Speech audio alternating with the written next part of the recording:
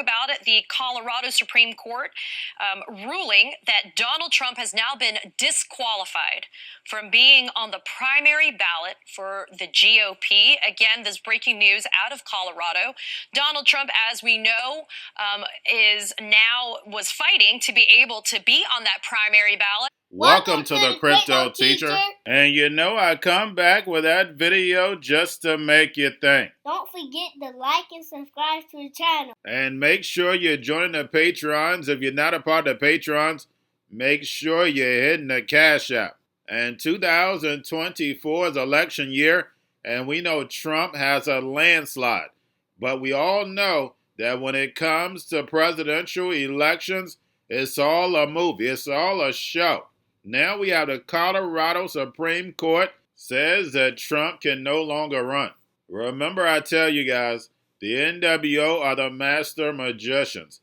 You're living a simulation in order to get us over to the fourth industrial revolution. And remember, the Crypto Teacher told you. All right, some breaking news, everybody, just into us in the last couple of minutes. The Colorado Supreme Court banning former President Trump from the state's ballot, saying he is ineligible to hold the office of the presidency under the Constitution's insurrection clause. The case is now likely to go to the U.S. Supreme Court. When the Fed said, yeah, we may go back into an easing phase again, and then it was off to the races. Yeah, Bitcoin up 150% on the year. 150. That's it again. For all the Bitcoin skeptics out there. A little victory lap. Listen, the Fed's pivot is really important. That press conference was as dovish as anybody expected, and the markets are behaving that way. You look at fixed income markets, equity markets; they all are now trading a Fed pivot. And is it March, January, or do they wait till the April meeting? We'll see. We'll see what their narrative is. We'll see what the inflation data is. But this is all based on inflation coming down, and it's not based on growth collapsing. And so they shifted to a more inflation-focused Fed, which gives them the room to cut rates. I think crypto likes it. We're going to get this ETF before January 10th. That's kind of the drop-dead date that Gensler has before he gets in trouble with Grayscale. And the lawsuit. And so I think you're going to see this, announced. It won't start trading then, right? That probably takes 6 to 8 weeks after that. But it's just more fuel for a fire. Crypto stocks are trading almost like a mania. This, in some ways, it's a little nervous. I'm a little nervous because it feels so good. Like a lot of the altcoins just, my friend called me yesterday. He said the degens. The degenerates, the traders are having a field day. And that always gets you a little bit nervous. And so, listen, could, stock markets up 8 days in a row? Does it go up 10 days in a row? There's always a correction. But broadly, we're still in bull market phase in the last 4 months. And if I had any faith that we were going to get a Simpson-Bowles amendment to balance the budget, or we were going to have any fiscal prudence, I wouldn't be as bullish on Bitcoin, but I just don't. And we're going into election year.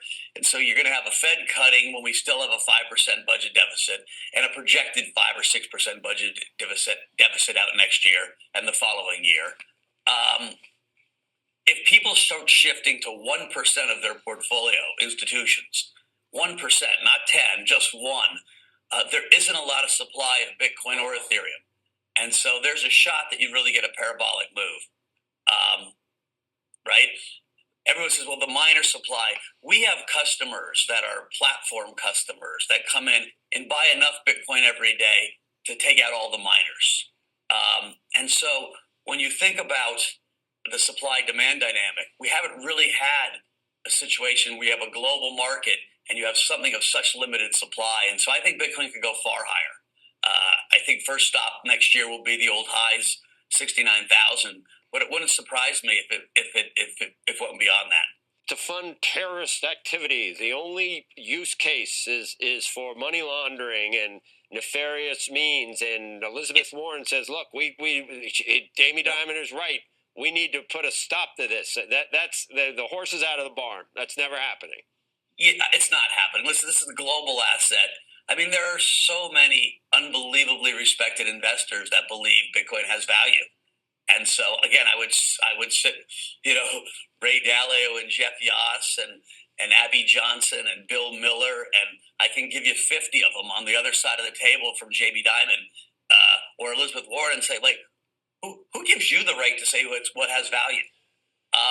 The terrorist financing illicit use cases has kind of been debunked. Yes, some crypto is used for bad things, but not nearly as much as fiat, right? I mean, Jamie Dimon's bank has paid $38 billion in fines since he's been there. $38 billion.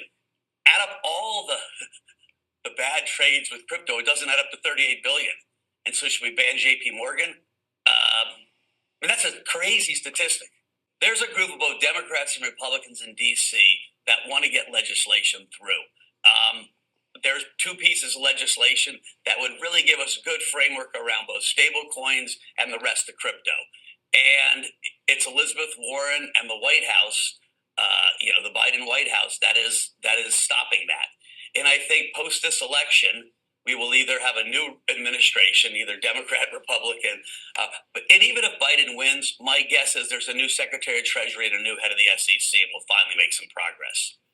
There are plenty of Democrats that want crypto legislation, just not enough at stake to take on Elizabeth Warren.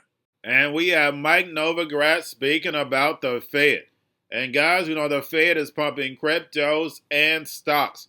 None of it is real. It's all an algorithm to take care of the shareholders. And who are the shareholders now? Just a small group of men.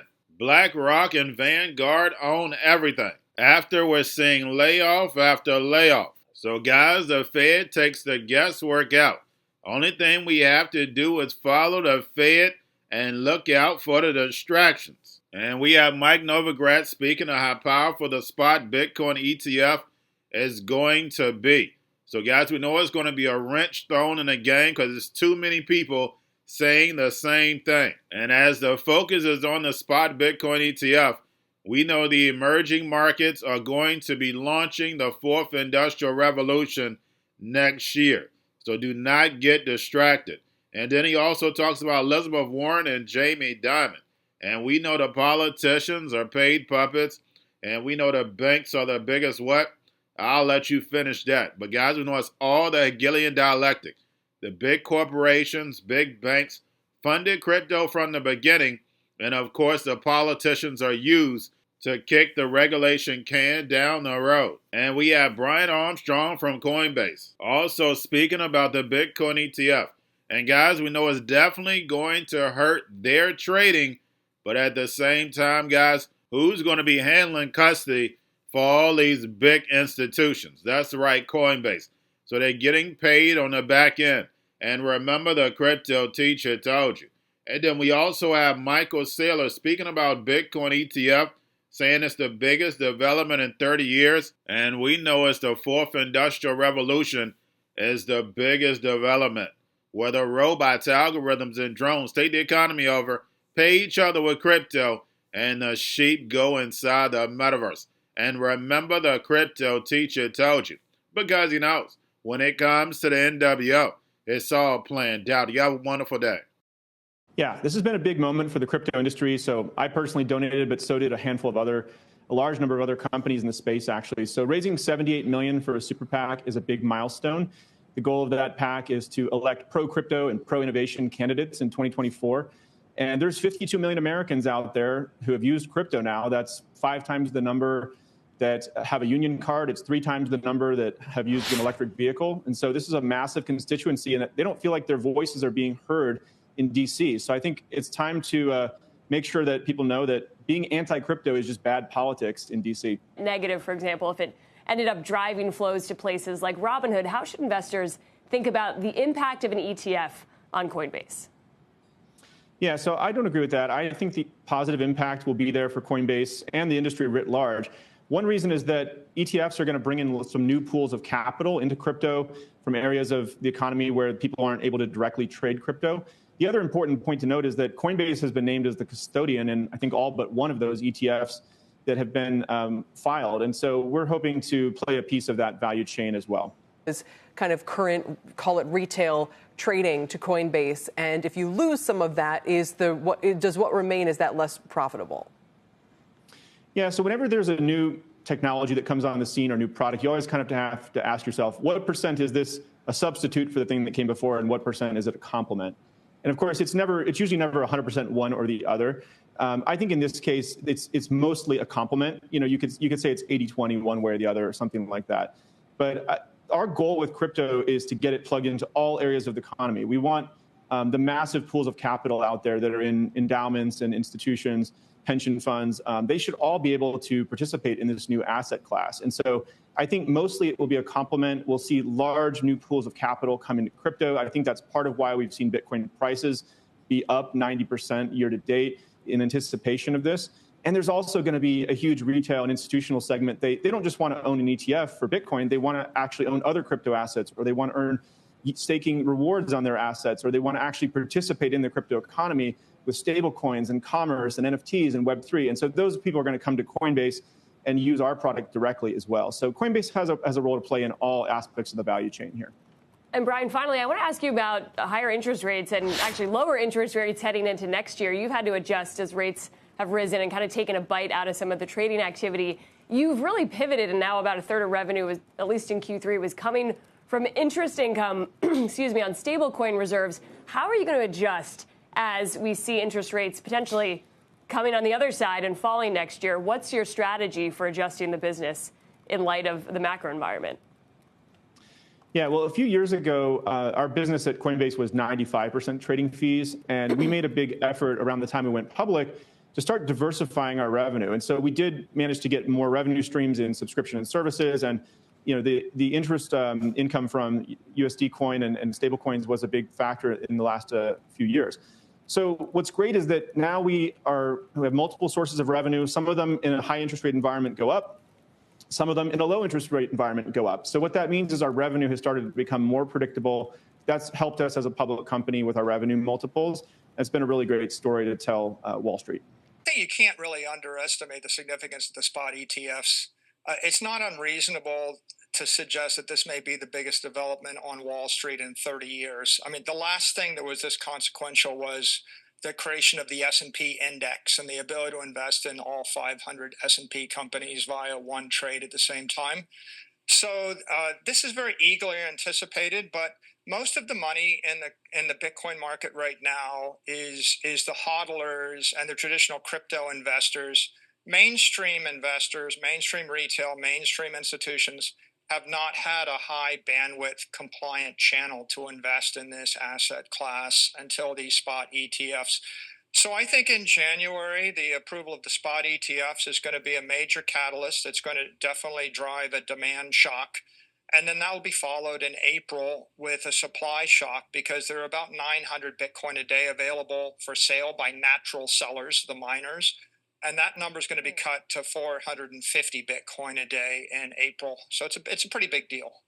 There are entry points at which you would want to buy more, perhaps not. Well, we will absolutely continue to acquire Bitcoin.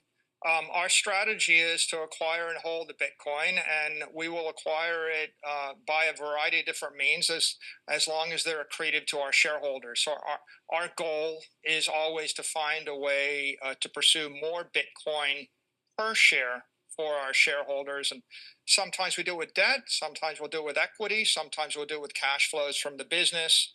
And of course, the volatility in the market just creates more opportunities for us as an operating company.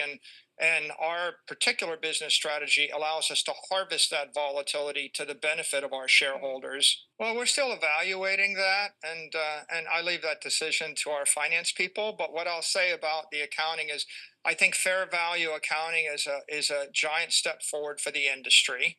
And up until now, corporations have had to invest all of their spare treasury reserves in sovereign debt. Sovereign debt normally has a compound annual growth rate of a few percent. The cost of capital for most companies is 10 to 12%. Bitcoin's got a compound annual growth rate of 40+% over the past 4 years, and even higher in the more distant past.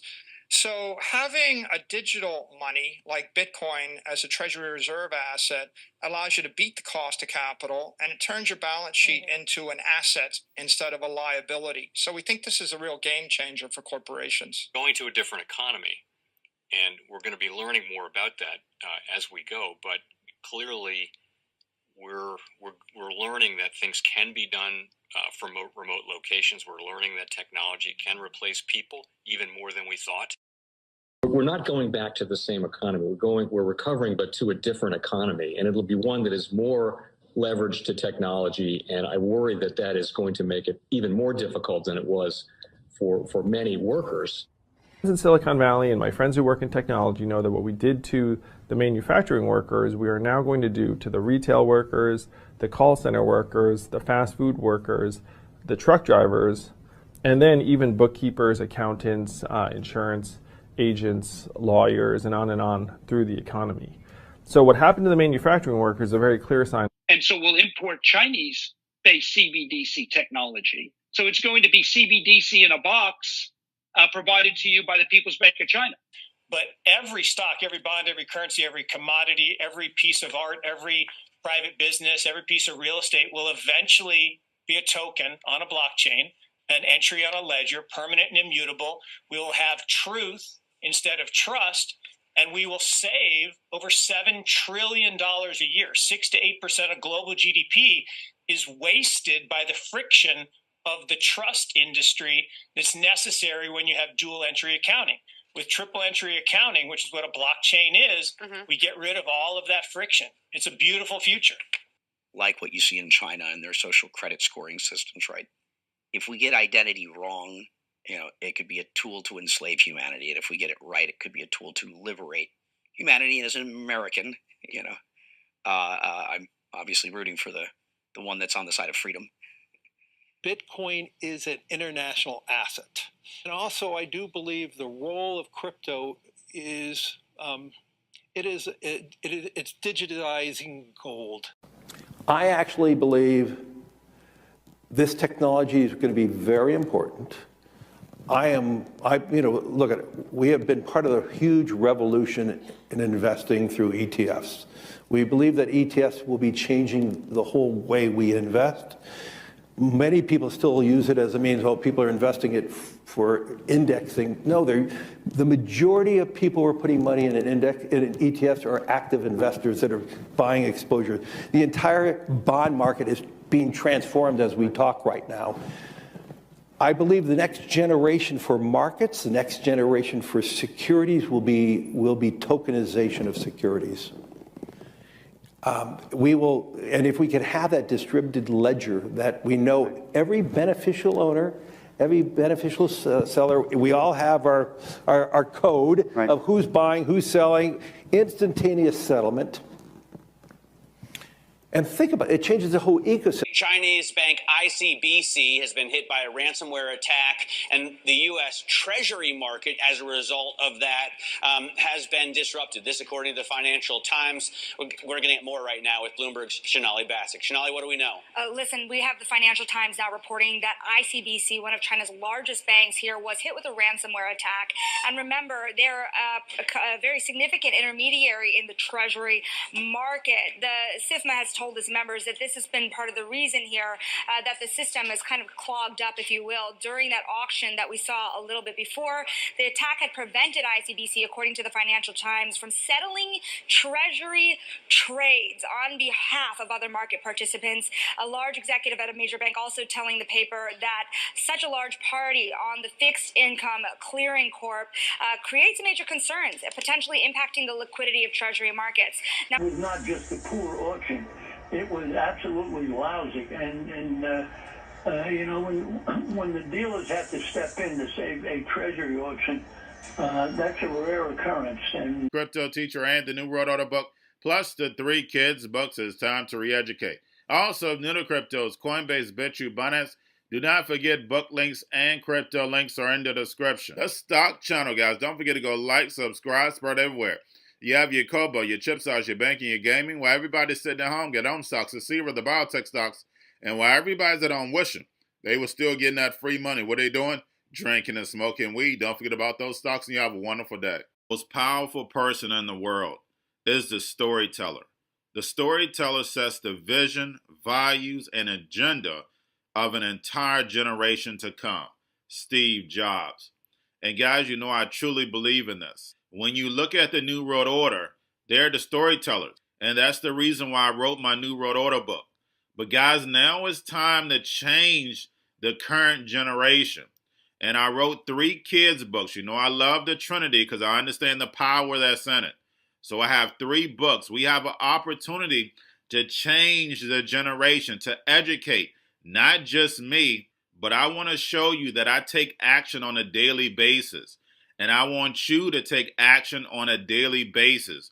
Whether it's your job, whether it's in your community, we have an opportunity right now to educate the masses. I posted this on my Twitter account. Please share, but this is a short clip of the 3 books. There's going to be a clothing line and action figures. Please get these books for your kids, nephews, cousins, friends, so therefore we can start the re-education now.